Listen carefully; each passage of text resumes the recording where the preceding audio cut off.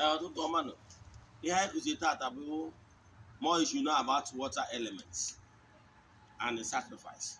I wee kwuo nwanne gị na-achụ aja, especially whenever you are passing through the waters, very important. Nke ịbụa, ọ bụrụ na onye mmiri ka ịbụ na-erota from time to time ịchụ aja.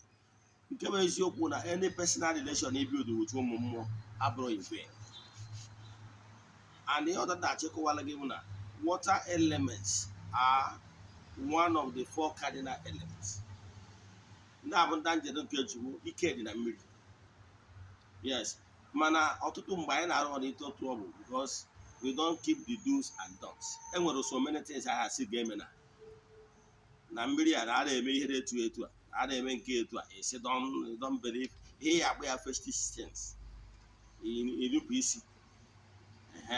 Imezie etu a mgbe i provoke the anger of the elements. Ibewezi anya m ekwụsị ebe a. Ọ bụrụ na ị chọrọ ịwọchị nkụzi anyị kụzi taa, you will learn a lot. Jee na my YouTube channel Ogbuefi Eze-Ana ugochitubelu oraifite ka ịwọchị ya.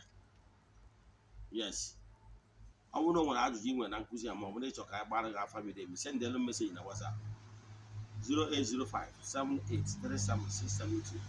I repeat 08057837672. Ọ dịkwa na echi niile n'oge awa nke eziokwu. A sị m na ọ bụrụ na ọnwa egburu oji eji wee chụọ aja, emechaa na ọ ya epu ume. Udo dịrị ụnụ.